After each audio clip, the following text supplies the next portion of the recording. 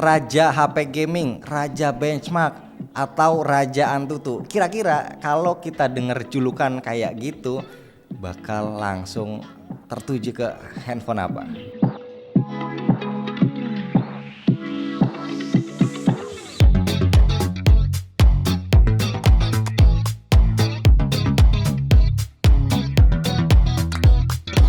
Bismillah, alhamdulillah kita ketemu lagi bareng gua Romi.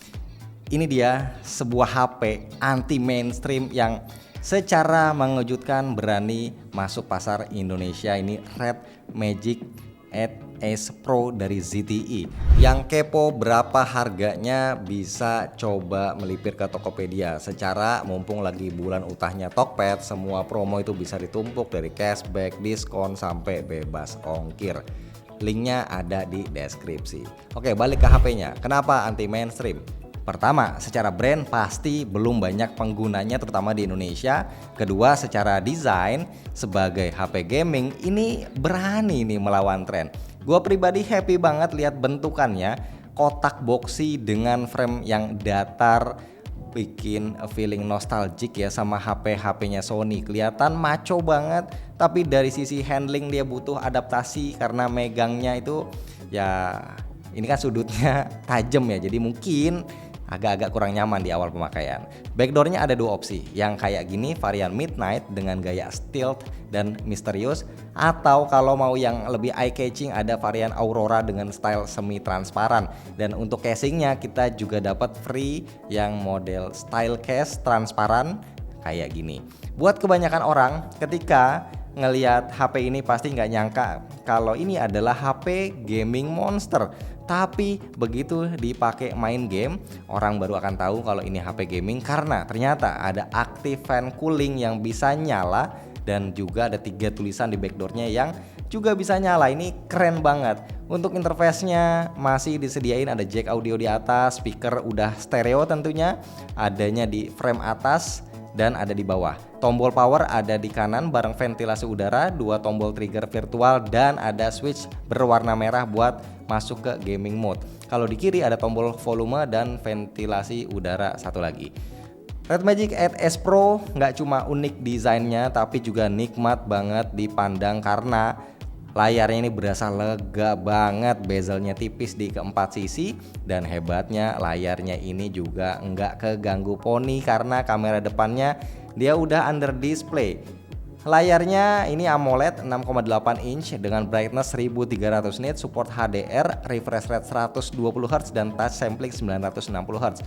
Kalibrasi warnanya vivid dan cerah banget, tapi yang agak unik by default refresh rate 120 Hz di HP ini cuma aktif ketika brightness layar di atas 40%.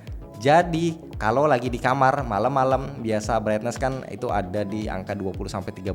Nah refresh rate-nya dipaksa turun ke 60 Hz jadi nggak nyaman. Tapi untungnya kita bisa matiin fungsi ini lewat developer option. Dengan begitu refresh rate 120 Hz-nya bisa aktif terus nonstop. So dengan spek layar AAA dan juga lega banget kayak gini, kita bakal ngerasain experience yang imersif banget ya pas pakai handphone ini buat nonton atau main game. Ditambah lagi speaker stereonya yang juga udah support DTS X Ultra, ini volumenya lantang banget. Buat yang hobi main game atau sekedar show off skor benchmark, nah ini HP ini bisa bikin kita nyengir kegirangan. Jadi chipset yang dipakai adalah Snapdragon 8 Gen 2 leading version alias versi overclock di 3,6 GHz, ditemenin cooling 3D vapor chamber dan active fan RGB cooling ya buat mastiin CPU dan GPU-nya ini aman digeber dalam waktu yang lama. Karena memang performanya ini nggak dilimit alias bener-bener dilepas. Ini kebukti dari stress test 3D Mark dapat stability di 99% yang mana ini edan banget. Cuma memang kompensasinya suhu di dalamnya bisa tembus sampai 51 derajat Celcius. Lanjut di Antutu, yang terbaru skornya juga sadis nyentuh 1,6 juta. Di Geekbench 6 dapat 2000 single core dan 5000-an skor multicore. So, gua berani bilang kalau Red Magic 8S Pro adalah HP Android terkencang yang ada saat ini. Untuk RAM dan storage yang warna midnight kayak yang gua punya ini kapasitasnya 12256, nggak bisa ditambah lagi, nggak ada slot micro SD. Kalau yang versi transparan alias Aurora itu lebih gede di 16 512 GB. Jenis RAM-nya LPDDR5X, storage-nya UFS 4.0, jadi ini yang dipakai udah level tertinggi semua hardware-nya. Oh ya, baterai dikasih 6000 mAh yang terdiri dari dua baterai masing-masing 3000 mAh. Chargernya sudah include juga, dikasih gratis. Yang versi resmi Indonesia dayanya 65 watt.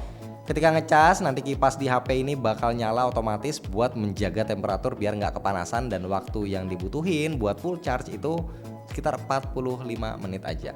Nah, buat tunjang experience gaming biar lebih makjleb lagi, kita bisa masuk ke mode gamingnya lewat tombol switch yang merah. Tentunya di sini kita bisa ngatur mulai dari lampu RGB, sensitivitas dan color profile layar, prioritas koneksi internet, sampai atur CPU dan GPU biar lebih ngebut. Pokoknya lengkap sampai statistik durasi berapa lama kita ngegame pun ini ada detailnya disediain. Jangan lupa kita juga bisa manfaatin tombol shoulder trigger alias L1 dan R1 biar nggak kalah mulu pas main game. Respon rate tombolnya ini di 520 Hz. Terus juga ada dual X-axis linear motor yang support 4D vibrate. Nah, karakter getarannya ini relatif kencang, bukan yang smooth kayak kebanyakan HP flagship pada umumnya.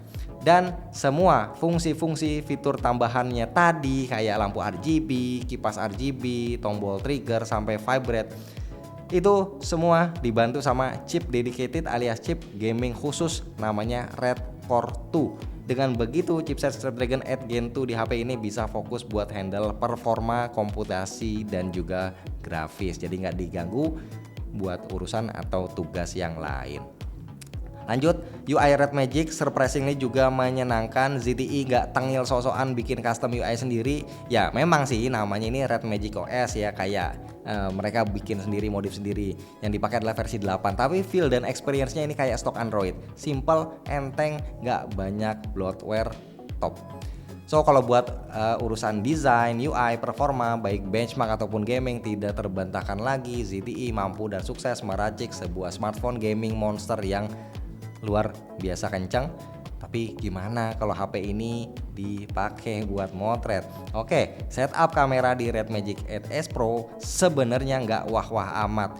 Main lensnya pakai sensor Samsung ya GN5 di 50 megapiksel, lalu ada lensa ultrawide yang cuma 8 megapiksel aja, dan satu lagi lensa penghibur 2 megapiksel buat makro. Jadi nggak ada lensa tele, nggak ada OIS. Tapi yang cukup mengejutkan ternyata mode fotonya disediain nih, ada buat Astro, antara lain ada Star Trail dan juga Starry Sky. Lalu ada juga Car Trail dan Light Draw buat main-main sama cahaya di area perkotaan. Hasil fotonya dari apa yang gua lihat nih kurang lebih ada di level HP-HP mid range 5-6 jutaan ya, yang menurut gua ini masih oke banget. Jadi di bawah satu tingkat di bawah flagship kebanyakan. Kualitasnya sudah memenuhi standar foto zaman sekarang, dynamic range-nya baik, warnanya akurat dan detailnya padat. Kemampuan low light-nya juga bisa diandelin seperti yang kalian lihat nih ya di foto-foto berikut ini.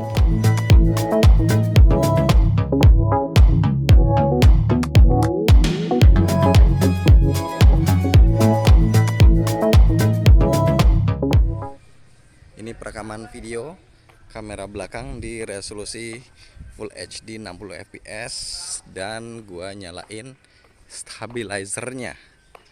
Ada toggle stabilizernya, ini sudah aktif. Ini gua sedang jalan santai dan sekarang kita coba lari ya. Nih, di konblok. Oke.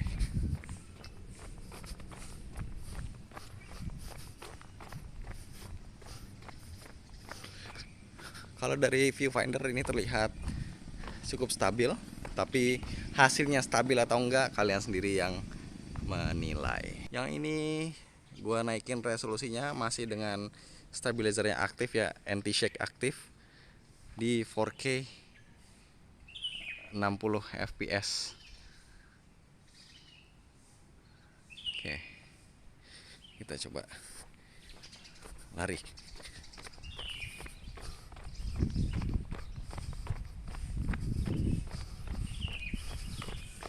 Sebenarnya oke juga ya, fitur anti shake-nya ini masih bisa aktif di resolusi 4K 60, jarang-jarang ya. Apalagi ini kan handphone gaming statusnya. Paling ya kalau buat selfie ya ini kualitasnya kurang menurut gua. Karena apa? Karena kameranya kan under display, jadi tidak terlalu bisa diandalkan. Oke teman-teman, aku hari ini lagi ngambil perekaman video di kamera depannya Red Magic 8S Pro. Resolusinya mentok di Full HD 30 fps. Dan ini kameranya tuh under display guys.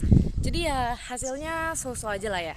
So kesimpulannya, untuk sebuah HP gaming ini walaupun desainnya anti mainstream, tapi dia bisa ngasih performa yang super ngebut. Seriusan Red Magic 8S Pro ini rekomen banget, apalagi kalau buat kalian yang suka HP-HP anti mainstream. Ditambah lagi ini udah masuk resmi kan sekarang. Dan semoga saja pelayanan after salesnya aman.